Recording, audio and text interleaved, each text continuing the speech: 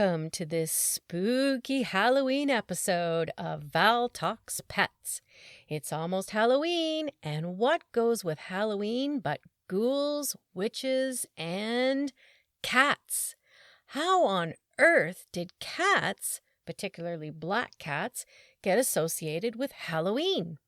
Well, let's crawl onto a broomstick and swoosh into the folklore surrounding cats.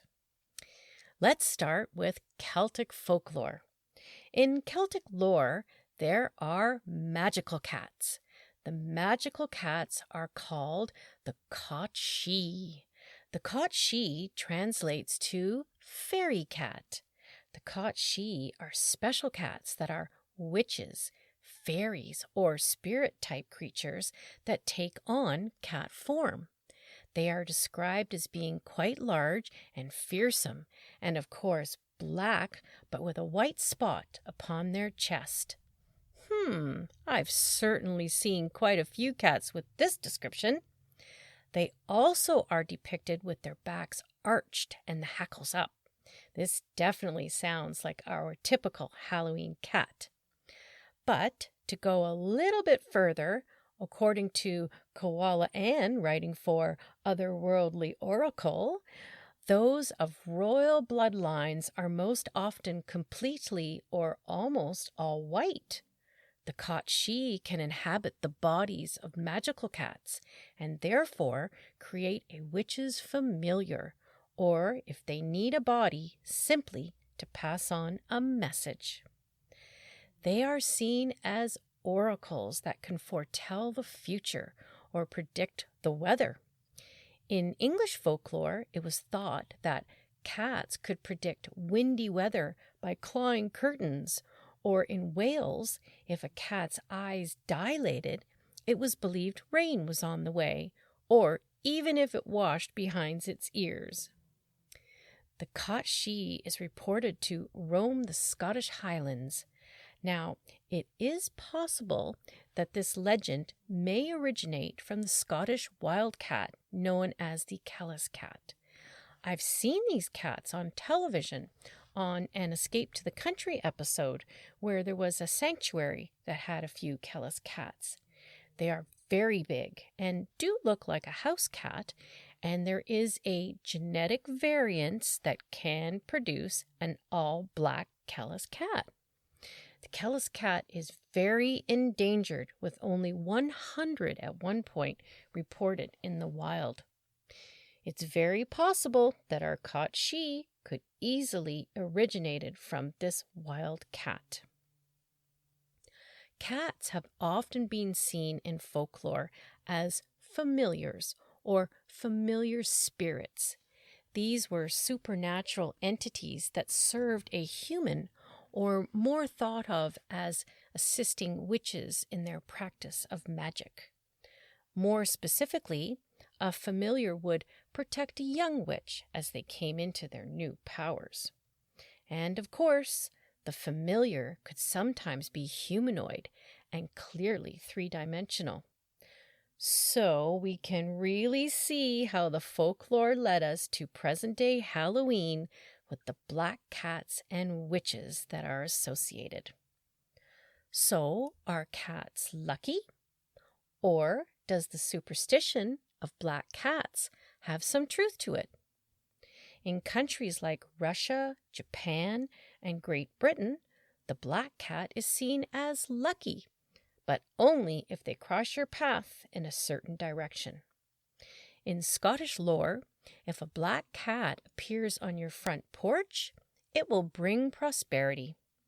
In China, the image of a cat meant long life and good fortune. In Japan, black cats are considered very lucky. And there is connection to bringing suitors in the Midlands of England, where it was noted that giving a bride a black cat on her wedding day would promise a lucky marriage. And it really depends on the color of the cat in many countries as to whether they are lucky or not. In India, for example, gray cats are lucky. In Yorkshire, England, it was thought by the fishermen wives that the menfolk would return safely if a black cat is kept in the house. In terms of unlucky cats, well, we have seen the evolution of black cats over the centuries become bad luck, and most of this originated in the 12th and 13th centuries due to the witch hunts, where it was believed that witches could transform themselves into cats. As well, in England, it was thought that cats could cause storms at sea. The folklore legend on this one originated from a story that a woman who was thrown overboard from a ship because she was accused of being a witch, in revenge, she called up a storm and wrecked the ship. This woman now haunts the sea as a cat, and fishermen will throw her fish when out fishing to avoid her bad temper. Here is a real interesting one. In southern Europe, it was believed that if a cat jumped across a person's grave, the person would come to life as a vampire. In Iceland, they have this frightening legend about a Christmas or Yule cat that prowls the countryside, eats anyone who did not get new clothes for the cold and wintry weather because this meant they had been lazy. As legend turned to fairy tales, cats have held a prominent position and less sinister.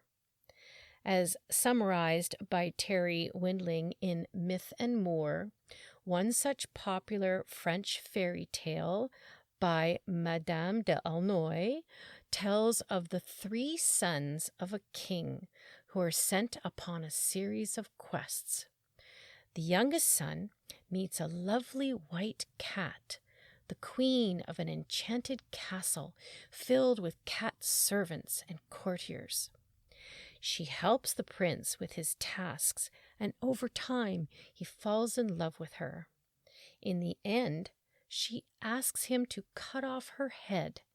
Sadly, the young prince obeys her command. This breaks the spell, and the cat assumes her true shape as a human princess. There are many fairy tales around the world that feature cats, and of course, one of the best known is Puss in Boots. French fairy tale writer Charles Perrault in the 17th century wrote his version of Puss in Boots, creating the version we recognize today. Puss is wildly and a rogue and famous for his boots, and has appeared in many different versions around the world. And let's also not forget the Cheshire Cat from Alice in Wonderland, and of course, Beatrix Potter's Simpkin in the Tales of Gloucester, and The Owl and the Pussycat by Edward Lear. In a wonderful account given on Myth and More, in 1817, American author Washington Irving met with Scottish author and folklorist Sir Walter Scott. Scott was reading some of his work by the fire in a comfortable chair to Irving, and while doing so, Scott's cat had taken his seat by the fire and remained with a fixed eye and grave demeanor as if listening to the reader. Irving said that he remarked to Scott that his cat seemed to have a black-letter taste in literature. "Ah," said he, "these cats are very mysterious kind of folk. There is always more passing in their minds than we're aware of. It comes no doubt from their being so familiar with witches and warlocks." And of course, we cannot have a discussion about cats and their place in history and lore without talking about cats and ancient Egypt. The Egyptians were well known for their respect for animals, but none was held in higher esteem than the cat. According to ancientegyptiononline.co.uk, cats were connected to a number of gods and goddesses, and there is evidence that they were considered demigods in their own right. As an inscription in the Valley of the Kings states, You are the great cat, the avenger of gods, and the judge of words, and the president of the sovereign chiefs, and the governor of the holy circle.